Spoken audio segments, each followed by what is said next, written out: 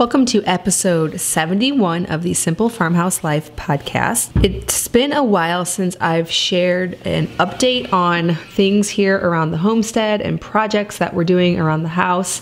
And I realized that we've posted several blog posts and YouTube updates, but some of you follow me only here on the podcast. And so I thought I'd take you behind the scenes and talk about some of those projects and what our goals are for the fall and the winter, and what we're working on. This episode of the Simple Farmhouse Life podcast is sponsored by Berkey water filters. We have had our Berkey water filter sitting on our counter for about 10 years now. When we were on city water back in our last house, it gave me such peace of mind to know that the Berkey was filtering out all of the viruses and bacteria, the chlorine. The taste is just amazing. Even here in our new farmhouse, we are on well water. We still use the Berkey. We've gotten used to the pure taste of water that you get from a Berkey water filter that is nothing like any of the other filters I've tried. I chose the Berkey water filter because of how many things and toxins that it filters out, but also the filter cost. It was the most economical system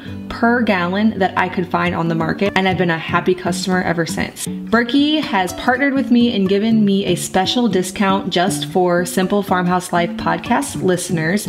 You can find the bundle deals that they have put together just for you over at bit.ly/farmhouseberkey. That's bit.ly/farmhouse Berkey, Berkey, all one word. So get in on the bundle deal while they're still in stock.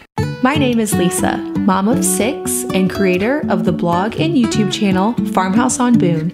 Join me as I share with you my love for creating a handmade home from scratch cooking and a little mom and entrepreneur life along the way. You might be able to hear Bessie in the background. I have her tethered just on the trampoline right outside of the kitchen where I'm sitting because the grass was getting pretty long there, and I like to move her each day to fresh grass, and that hasn't been mowed in a long time, and that's what we have going on in the back here. Now it's tricky because I have to keep her away from my rose bushes and any fruit trees. Once the leaves are fully gone, that won't be a problem anymore because then she won't be tempted to eat them, because believe it or not, I always heard that goats were the land clearers. Turns out, in our experience, at least with our little Guernsey, cattle like weeds and leaves as much as goats, if not more.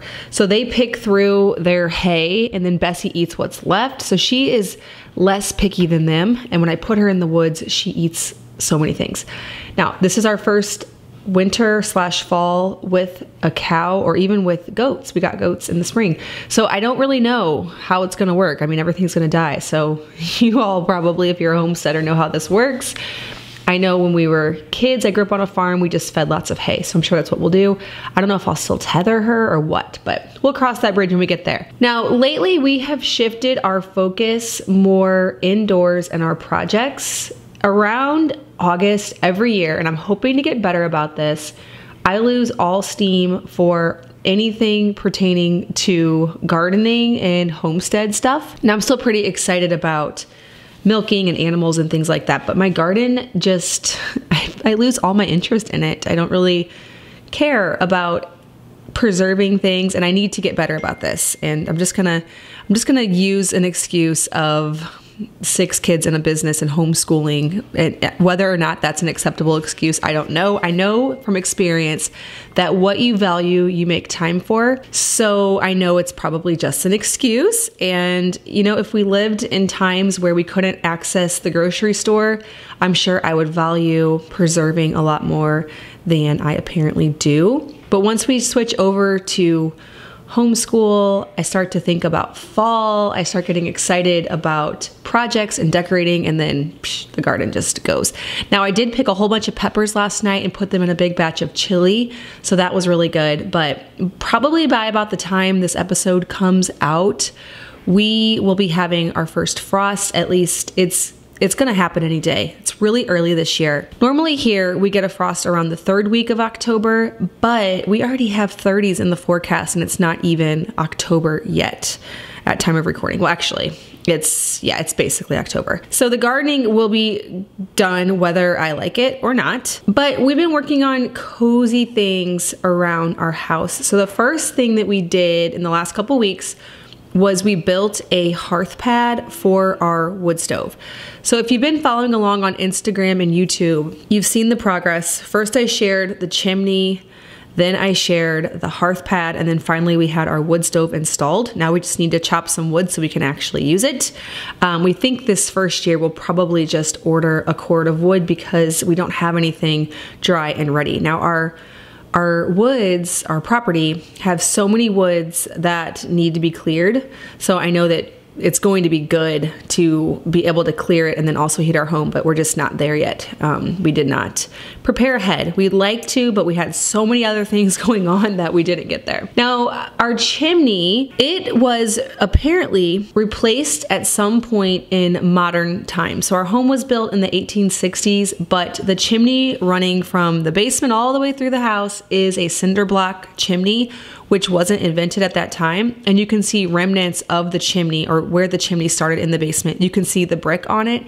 So it had originally been a brick chimney, and then for whatever reason, around the 50s possibly was what our chimney guy estimated, they replaced the chimney. Now, whether it was from water damage or who knows what the reason was, it had been replaced. So when we tore the plaster off of the chimney, because the chimney in the entryway of our home was enclosed with plaster and drywall and layers and layers and layers of wallpaper, so it had been covered a really long time. We realized several things actually. One, it was cinder block, which we already knew because we could see it in the attic and in the basement, but also that it had been built out and expanded so that it would fill up the whole area. And you can check my Instagram to see photos of this on my Instagram, Farmhouse on Boone. I believe I shared my first chimney story or chimney photo around August 21st. They put plaster around not just the chimney, but also they built out a little wall to fill the whole thing out. So what you see now is not the real size of the chimney. The chimney is only about 2/3 of what you see. And we made the decision because we could have tore that down and just had this off-centered chimney,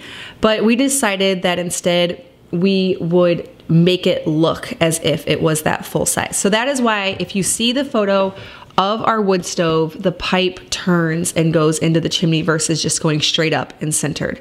It doesn't look as bad as I thought. I think we made the right call. So to get the brick look, we actually just covered the old built out area plus cinder block chimney with brick veneers that we got from Home Depot. So I really didn't intend for anybody to think it was the real original brick. Whenever I posted a photo of it on Instagram, I thought I had already shared about our chimney and that it was cinder block. And so whenever I showed it brick, I thought everyone was gonna understand that, you know, we had done something to it. But everybody was saying, keep the original brick, because I was talking about painting it. And it made me realize that pretty much everybody thought that this was the original brick. So with that, I decided to just keep it instead of painting it because it adds tons of warmth from every room that I see. This color, the rich color of the brick, just makes it look so warm and inviting. We used the Coney Old Chicago brick from Home Depot. They're just these little thin brick tiles, and they even make these brick corners so that on the side it looks like there's brick going all the way through, but in fact it's just a thin corner piece. So pretty cool. You can see the video on my YouTube channel if you want to actually see the brick going up on it so that you understand what I'm talking about. So we worked on that, and then we also decided to build the hearth pad. Now the reason is we actually were supposed to have our stove installed several weeks ago, and when he came to install it, he brought this ember pad is what it's called. It looks like it's just a pad. It's not decorative, it's not tile, it's just this black pad. And if you want to see something like it, you can search ember pad. I also showed it in a recent YouTube video, but it was so ugly. And so I was like, oh, I really want to see our wood stove installed today, but Mr. Chimney Man, we're going to have to put this off because I don't like that pad. And so he offered to come back a few weeks later, and I told him that by that time I would make a decision on what we were going to do about the ember pad. I almost just ordered a different ember pad and kept it at that, one that was just a little bit more square and a little bit more attractive, but not much. And then I got to thinking about my desire for slate.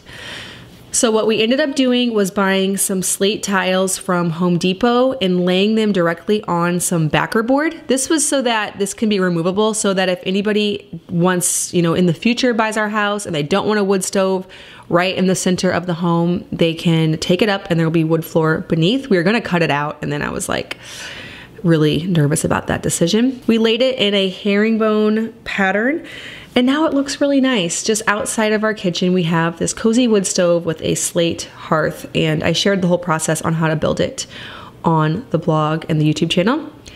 After that, the next project we worked on was the faux fireplace. I've been talking about this project for a really long time because back in, I think it was even pre-COVID, I purchased the mantle on Facebook Marketplace. I had it shipped here by UShip, which is it's kind of like Uber for shipping. So somebody can take the job and bring it to you. After that, I had to collect the surround and summer cover. I found an antique set at a local salvage place for 35 bucks.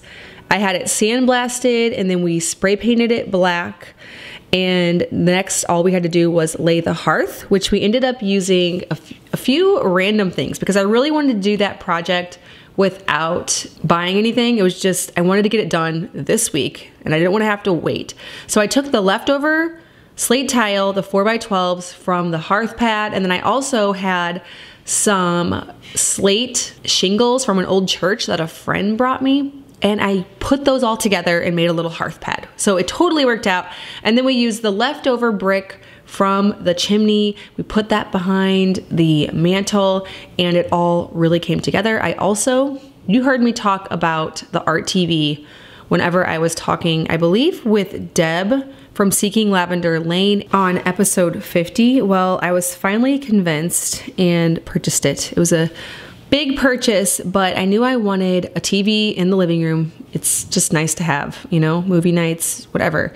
And I wanted art above the fireplace, and there was pretty much no way to do both of those without getting the art TV. Yes, you can find clever solutions for hiding it with art, and for a budget that would really work great, but I just wanted to get this project done. I also wanted it to be really easy, so you didn't have to remove anything every time you wanted to watch something. It just flips between being TV and art really seamlessly. I also loved the idea of being able to change things out. So I've popped up a fallish type of photo. At Christmas time, I plan to take a really nice family black and white, like snowy photo or something, or maybe the photo of the barn. Something seasonal, and I can just pop things up there. So it was totally worth it to me. I was thinking, man, if I didn't even want to watch TV on this thing, I would maybe just buy it to easily swap art all the time. Probably not, but hey, it helped to justify the decision. The next thing that we're working on is, we have a few things actually, and I told Luke at the beginning of this week, we can decide between these couple of ideas. One is I want to keep working on the living room. I want to repaint it, which, I thought I'd never repaint this house. I put it in all neutrals, so I'd never have to paint it. But it works in some rooms, but in some rooms, the beautiful trim just blends right in with the creamy walls around it, and I want it to stand out. And the living room is the first place that I want to tackle because it bothers me the most. It's the most grand room in this house. It has tall ceilings, beautiful trim like I've never seen before, huge pocket doors, and I want it all to stand out. There's even a transom window in that room, and so I am going to paint it. It's the first room I'm going to try to really make that trim pop, and maybe I'll move into other areas of the house if I fall in love with that. We also have some curtains I want to hang in there, and so that's a room that we could definitely keep working on. Or the cottage. So last weekend, Luke spent some time tearing down the drywall in the top of the cottage, or in the top level of the 2-story cottage that's right outside of our home. We recently patched up the outside. We repainted it blue. We removed the old ugly awning. We actually have a roof guy coming to completely revamp the roof next week. And so there's just a few things left to do to clean it up and make it pretty. First problem is that we had squirrels in the top of the roof. So underneath all of the upstairs drywall, there was all kinds of evidence of squirrels. Let's just put it that way. Even the wood is chewed up. So we have to really address that situation. We're thinking about putting up some kind of planks or shiplap or beadboard, we're not sure, but I want to fully embrace all things cottage. I find myself really drawn to, and I know that this is way out, way over, but I've forever loved that super country, almost shabby kind of look. I still love it. Like whitewashed wood and planks and layers of white and lace. I still love that. Lots of quilts. So we are going to embrace that style, and then we're going to put up planks on the ceiling, paint everything white, maybe even leave the beams exposed. We're thinking that would add a little height. And then we're going to empty it all out because I have a bunch of antiques stored in there. We're going to whitewash it all. And then I have something really fun coming up this weekend, which if you're listening to this, it's already happened. But I'm going to go visit my friend Paige from Farmhouse Vernacular over in Kentucky. And we're going to go to an antique fair that she says is great. And so I am so excited that we decided to push forward on the cottage project, even though the living room project isn't finished, because this is going to give me an opportunity to have something to think about. I'm a one-track mind type of person. I like to work on one project at a time. I usually don't like to leave things unfinished, but if the cottage is on my mind, there are so many things I now can look for at the antique fair. I'm thinking vintage rugs for the top floor and the bottom floor. I need a couch, like a small, not my long Victorian style. I need something small. I need a bed to put up top because I want to make it a guest room. So many things, decor for the walls, lighting, all of it. It is going to give me something to think about this weekend. So that's all I'm going to do. I probably won't, I'll try not to shop for anything else, but it really gives me a purpose for this trip other than to meet my friend, which is awesome. So it's all cottage. Now, another reason that we decided to move forward on this cottage project is my sister is getting married here November 1st. So she got engaged in September, I believe, maybe August, September, October. Yes, August. And she looked into a nearby wedding venue that has a barn and parking, and the price was pretty crazy. And she said, you know what? You have a beautiful barn. Let's do the wedding there. So I want the cottage to be fixed up because she wants all of her groomsmen and her future husband to get ready in there, and then the girls will all get ready in the house. And so I'm really pushing on these projects. I want the cottage to be really adorable. I want candles lit everywhere, decor on the walls. I want the plumbing working because there's a bathtub and a sink and a toilet in there. And I think it'd be really great for the wedding guests to have another place to go to the bathroom, not just in the house. And so the project is getting pushed way ahead, and that's totally fine with me because it's adorable. There's a chimney in there that I also want to get someone out to restore because it'd be cool if we could light a fire in the fireplace. And then after the wedding, I have plans of maybe we could move school in there, put toys in a little basket upstairs in the guest bedroom portion that the kids could play, like the younger kids during school, and then we could do school on the bottom level. So it would normally function as a guest cottage, but then whenever, you know, our daily life, which is what it's going to be used for 99% of the time, we could have it set up for school and toys and all that kind of stuff. So I'm really excited to move forward on that project, and that is what we are working on this week. My goal for this week is to get the ceiling finished, get it cleaned out, and get it whitewashed. And then after that, I can start filling it with pretty things. Now, another project we're working on is the roof of this house and the cottage.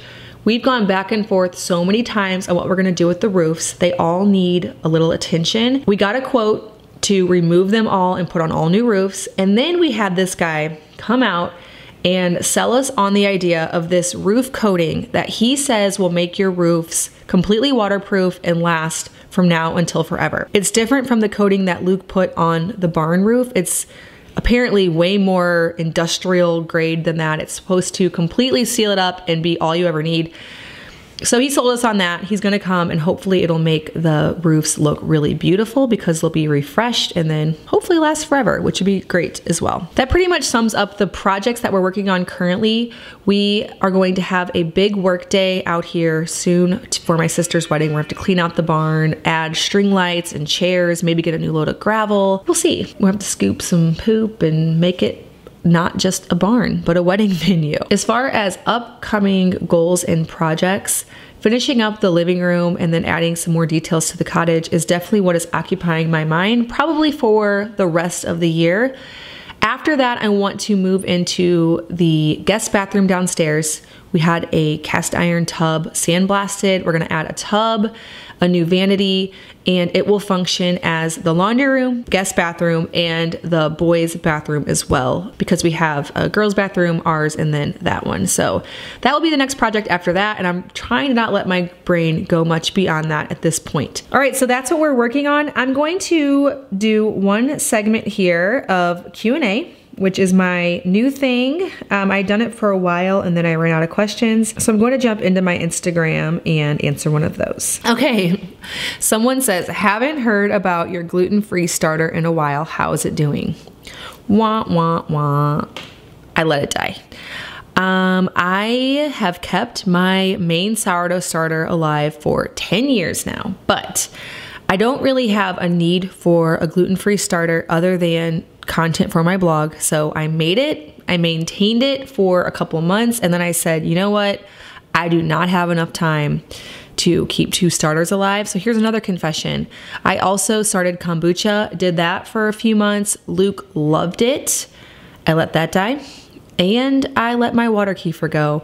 There's only been a few things for me that have persevered through all the years. Sourdough starter, sauerkraut, milk kefir. I have been making those consistently and constantly all that time. I bring in other things, I try them, they're great, like fermented carrots, pickles, jalapenos. Sometimes during summer I do those, they're great, but I only can keep so many plates spinning, both figuratively and literally. And I feel like as long as we're getting good gut healthy bacteria, I'm just going to do what I know and stick to what I know. Same with yogurt. I don't make yogurt all the time. It's so much to constantly think about.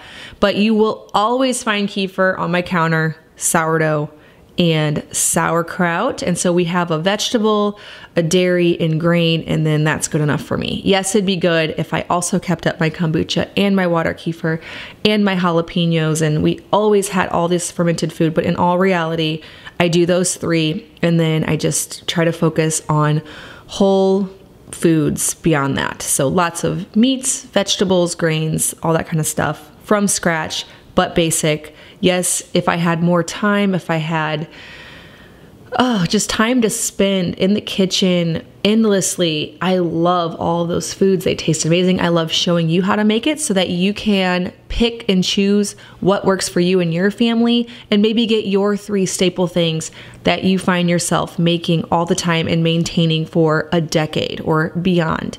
But for me, those are my 3, and I just can't keep much more going than that. So there's the honest truth. My gluten-free starter is down the drain. And I had my friend Paige actually message me, and she was like, hey, when you come, will you bring some of your gluten-free starter? Because I have a gluten-free friend. And I'm like, no. I really wish I had found someone to take it over who needed a gluten-free starter, so that way it could live on somewhere else. But it was one of those crazy weeks, and I saw that thing sitting in the fridge with all of the hooch on top, and I was like, I'm not going to be able to feed you. I'm going to get rid of you. I don't want to stare at your face and think about the fact that I'm not feeding you and you're dying. I'm just going to get rid of you. And so there is that story. All right, well, thank you so much for listening to this episode of the Simple Farmhouse Life podcast. If you do not yet have access to my subscriber-only resource library full of all the things you need to live your own simple farmhouse lifestyle, you can get that at farmhouseonboone.com/farmhouse resources. Thanks as always for listening, and I'll see you in the next episode of the Simple Farmhouse Life podcast.